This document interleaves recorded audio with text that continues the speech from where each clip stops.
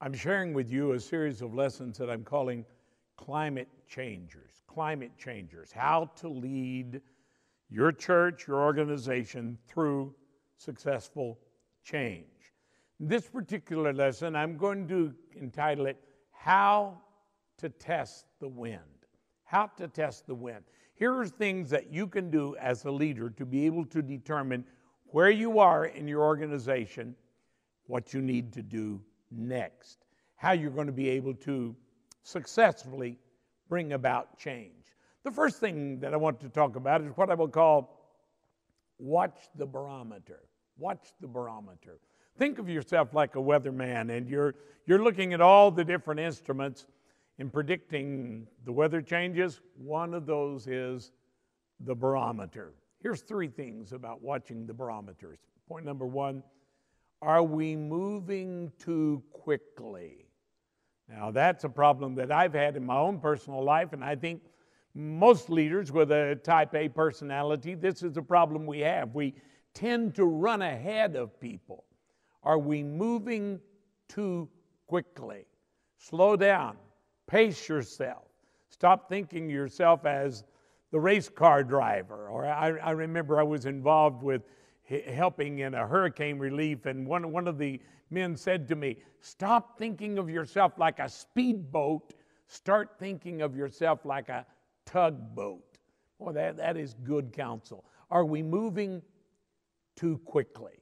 Second thing in watching the barometer is the team well informed? So many times as leaders, because we understand it, we think everybody else does. Give them opportunities. Make space for questions, that they can ask questions, and their questions will help you to be able to understand what they understand about the change, what they don't understand. It's very important that the team be well informed if we're going to accomplish successful change. And then the third thing in watching the barometer is, are the doers the deciders? Well, that's an important point, because so many times we have people that want to give us counsel, but that's all they want to give. They're not willing to invest themselves, their gifts, their resources. No, all they want to do is give you advice. That's not the best place to look for advice. Are the doers the deciders? The people that are willing to make the sacrifice, the people that are willing to work hard, those are the people that ought to have our ears. And we ought to be able to involve them in this leadership process, watching the barometer. Now, here's the second thing I want to talk about: leading change one step at a time. I mentioned this before, are we moving too quickly? And I think this is the problem we have too many times as leaders, is we're giving people too big a steps. Let me give you a word of caution. If the people seem hesitant to follow you, then you're probably giving them too big a step. You need to make the step smaller so it will not frighten them. See, point number one, the bigger the change, the more carefully we must prepare our people. That's very important. The bigger the change that's involved, the more time that you've got to involve in preparing them for that. In other words, it's better to make large changes in small steps. If you will think of it as baby steps, as small steps, make it small enough that the weakest person, the youngest person, the person that is the newcomer to your group is still easy for them to follow. If that's good leadership. You're going to have more people that's involved because you're willing to make the steps easier. Now, one of the things that we can do is, point number two, sell the change to leadership first. Well, that is an important point. Because so many times, because we are a leader, we think that all our leadership team is on board with us, that they're in agreement with us. That's not always true. In fact, particularly with radical change, with big change, they see things differently than you do. They see things the way it's affecting their particular ministry in the church, their particular department, whatever it is that they're involved in leadership of that team, that's the way they're going to look at the change. And so you must sell it to them first. Let them ask questions. See, because without their help as leaders, they become responsible in leading their followers to follow their leader. That's the way that teams operate.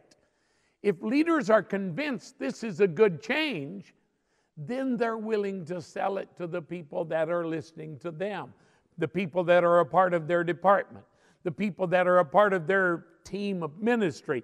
They're willing to sell it to them because they have bought into the vision. And so we need to sell it to leadership first. And if we don't do that, we're making a big mistake.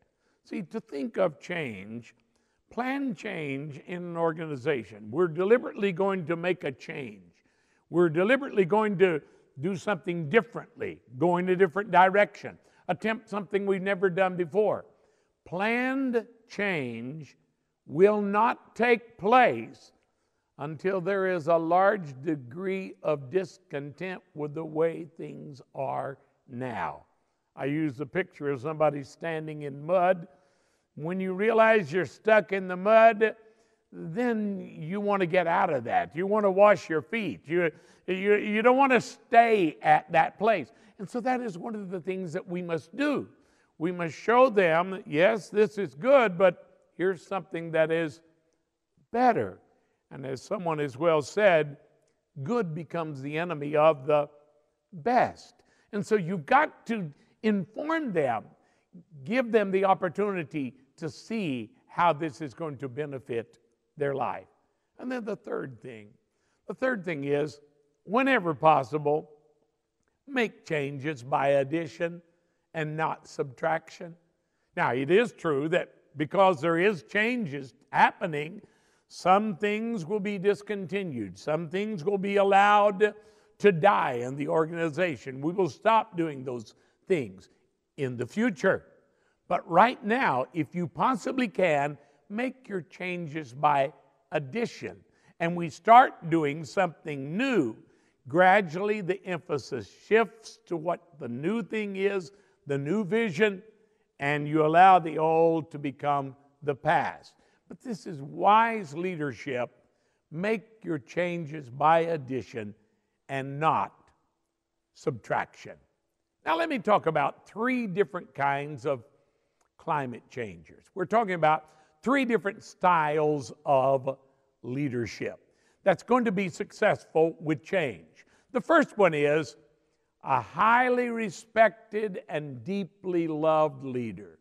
Well, I think those people are in the position of leading the church successfully through change, leading your organization successfully to a good future. The highly loved, the deeply loved, the highly respected leader, they are in a better position to do that than anybody else in the organization. It's because they are so revered, so respected, that they can bring about even radical change because the people love them, they trust them, they respect them. And so because of this, they're willing to follow them even when they're not sure just how this is going to work. And so I really believe these people that have a proven track record, these people that have great honor and respect, they are the greatest influencers in any organization. Now, the second leader that is going to be successful in bringing about change is what I'm going to call the arrival of a charismatic and benevolent, strong leader. These are the people that are multi-talented. They are just gifted beyond the ordinary. They're just some people that just stand out in the crowd, and everybody looks to them because of their great gifts and abilities. Now, when you have a new charismatic leader like this that comes on the scene, because of their great gifts and their powerful persuasion, the people are willing to follow them. They will follow them even though they're a newcomer. They don't have the long tenure of the highly respected, greatly loved leader, but they are extremely charismatic. And so people will follow them. Again, I think many times that these people are dangerous because they are new, they don't know the history of the organization. And if you don't know our past, you probably are guessing about our future, where we ought to go. But because of their great charisma, their great abilities, they will be able to implement successful change. And then there's the third one, and I identify with this so much in my own personal life, is a patient, persistent plodder. The leader that just keeps on keeping on. I've been able to accomplish many things in life just because I kept showing up. I kept coming back. So, that's some of the things that people that didn't like me or they were opposed to my leadership, what they didn't realize was, I'm going to be back tomorrow. I'll be back next week. I'll be back next month. I'll be here next year. And the persistent plodder, and that's the way I view myself in life. I don't have the greatest of charisma and the greatest of gifts and talents, but what I do have is a strong determination.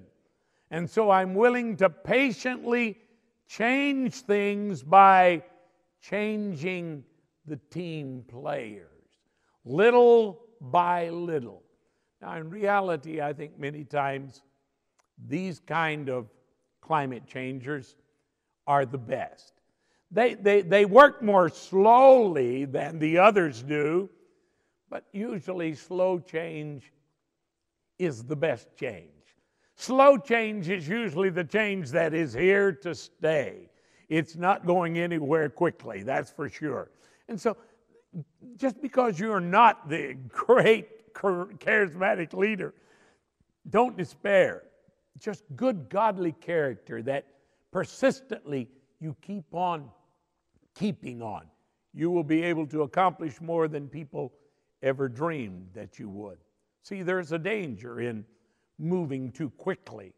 The faster we move to implement the change, the greater the risk we are taking of it being rejected. People reject it simply because we pushed it on them. People reject it because they feel like they're forced into this. And so we get a backlash. We get what we call pushback from the change because we were not willing to be patient.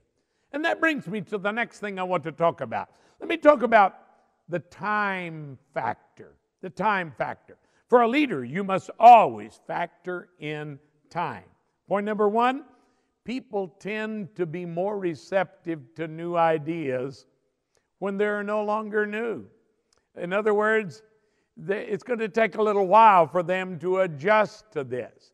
It's going to take a little time, like I talked about the new baby that is coming. 9 months just to get ready for the new baby. And so we need to let them get used to the new idea. Point number two, people often need time to talk themselves into accepting the changes. Now, I know I tend to get frustrated with it because I think, well, everybody understands. No, they really don't. Not everybody processes things the same way. And so we need to let them take the time that's necessary. Talk about it. Discuss it until they are assured what we're doing is the right thing. Now, here's the third thing, and the time factor is the membership vote should never be sought until every leader on your team is reasonably confident what the outcome will be. Don't vote on it until you're sure you're going to win the election. That's just wisdom, my friend. Take the time that is necessary to be able to convince the people. For instance, let me illustrate it like this. It's what they call the change curve. The change curve. And the truth is, everybody is somewhere on the change curve. Every one of us. We're all involved in this journey of life, and we're all involved on the change curve. Here's what I mean. There's 5 different groups of people that are involved in the change curve. The first group is what we would call the yes people. The yes people. These are your inventors. They are the innovators. They're the dreamers in your group. And yes, they are enthusiastic about this. They jump into it with both feet. The problem is they're a small group. Only 6% of the people that are in an organization, in a church, are considered to be a part of the yes people, the people that are so quick to follow the vision. The second group is the I'm willing to be convinced group. Now, these are what we call the early adopters. And again, it's not a large group, approximately 10%, just a little bit more than the yes people. 10% of your people are considered to be early adopters. They're easy to sell on the new idea. But then the third group is a larger group. It's what we will call, I'll buy in gradually. These are what's called the early majority, and it's because they're such a large group. They're twice the size of the first 2 groups put together. They're approximately 34%. Approximately 1/3 of the people in your church and your organization are included in I'll buy in gradually. These are very important people for you to consider. You need to answer their questions and get them on board. You're not going to be able to bring about successful change without their vote. The fourth group is what I will call the I'm somewhat reluctant. There are some people that they're just cautious about life. We can call them the late bloomers. The late bloomers. The problem is this is a very large part of our organization. Again, approximately 34% or 1/3 of your organization is I'm somewhat reluctant. They've just got a lot of questions, and it seems like every question that you answer only produces another question. Be patient with them. Be patient with them, because if you do and you get their support, now you are getting the majority behind you. And then the fifth group is what we will call over my dead body. These are the holdouts. They're approximately 16%, but there are some people, they're not going to follow you. I don't care what you do, they're not going to follow you. Even Jesus had people that didn't follow him. The Apostle Paul had people that didn't follow him. Who do we think we are? There are some people that they're just not going to buy into it. But don't let that bother you, because see, if you will go back and think about those previous 2 groups, number 3 and number 4, the early majority and the late bloomers, they constitute 2/3 of your people. Approximately 68% of your church is made up of early majority and late bloomers. That's some of your most valuable people that's on your team. Take the time, be patient, answer their questions, allow them to catch up and get on board. And if you do so, then you don't have to worry about the holdouts. The 16% that's not going to follow you, no matter what you do. And I see particularly young leaders that they get so frustrated over the 16% and they're wanting 100%.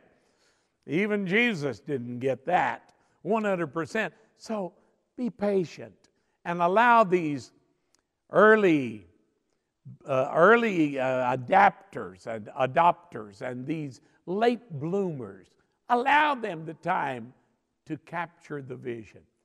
Now, as a leader, what we need to do is identify each of these 5 different groups. We need to think of them in individual terms, identify them, then work with them accordingly. Whatever they need, you provide that for them. Some people, they just need more information. Other people, they just need you to be patient. If you try to push it on them, they become suspicious of you. And so just Work with them accordingly, and you will be able to accomplish the successful change. Take the time that's necessary to build a new consensus. Take the time, work with them, and don't become frustrated over the few holdouts. Don't allow the few holdouts to paralyze you. Don't put your focus on them. Keep the focus on the vision, on the goal, and working with these different groups. Now let me give you some graphic images here to help you understand what I've just been sharing. First, let me share one that's called cycles of change. Cycles of change. And this is thinking of life as the different seasons of the year. Summer, spring, autumn, winter. Springtime's a time of growth. It's a time of advancement. Then you come to summer, it's a time of maturity. Then you go into autumn and things begin to taper off, and you get into the winter months and things are still. But if you're a good leader, you'll lead them through that cycle into a new springtime. So think of it as cycles of change. Now, cycles of change leads us to another graphic this is called the sigmoid curve. As a leader, you must always be looking for new opportunities. For instance, springtime's a time of growth. But the problem for growth is there's always a climax to it. And if you don't do something, you will go into a decline. What is the answer? Before you get to the climax, start looking for new ideas. New ideas that will bring you into a new season of growth. See, everything in life is this way. It's just as the man. At one time, I was a boy. I was in the time of growth, of growing. But then I became the young man, and I climaxed my height and my weight, and then suddenly I'm battling age and extra pounds, and if you're not careful, you go into decline. What's the answer? The answer is sons and grandsons, because now they're going through their season of growth. And if you do that, the family continues. So every organization, every church, everything in life is built upon this principle. Don't get to the top of the mountain without a new plan of where you're going from there. You've got to have new ideas. Now let me show you another graph that I think will help you understand about why change is difficult. Let's call radical change a big red circle. A big red circle, radical change. And then you've got little circles, the time that's necessary to adapt the change, those that are desiring to be a part of the change, those that are helping to implement the change. But when you look at that graphic, something's wrong with it. What is wrong with it? The radical change is too big. It brings about failure. Failure. That is always destined to fail, simply because the circles of influence are not as large as the attempted change. Now, I want to slow down because I want you to think about that. And I think this is the mistake that we make so many times in leadership. The change we're trying to accomplish is too big for our authority base. We've not taken the time that's necessary. We've not gotten everybody on board. And so, because of that, the change is rejected, even though it may be a beneficial change, because the change is too big, too large, too radical, that the circles of influence simply cannot outweigh the change. Now, here are some things I want you to remember in our study as climate changers. Number one, people can change. That has been proven over and over and over again. People can change, and they will change if we lead them in the right way. Number two, systems can be improved. It's well said, the largest room in the whole world is the room for improvement. Systems can be improved. And then number three, A committed minority can prevail over a passive majority. Now think about that, because every one of us are leaders. We're so concerned about numbers, are the people that are coming. A committed minority can prevail over a passive majority. And that's why in this game of life, in this journey of life, if we need to play a new game, it may be necessary for us to recruit some new players. Bring some new people into the leadership team. Bring in some new blood, because these new people will have new ideas. They'll be able to see things from a different direction and help us to develop a clearer vision. So God help us to be climate changers. And if we understand this principle, that the stronger motivating force usually determines the outcome. And that's why a patient, persistent plodder is able to accomplish so many things, is because they just won't quit. The wind just keeps blowing, and we keep gauging it until we know the right moment to implement the change. The stronger motivating force will usually determine the outcome of what's going to happen. I pray that I've been able to share some thoughts with you, and you will probably need to review these lessons 2 or 3 times. Get it in your spirit, get it in your thinking, and all of us can become better leaders. We can all become climate changers and make a difference for good in the world in which we live. May God bless you on your spiritual journey as we become better leaders, become a climate changer.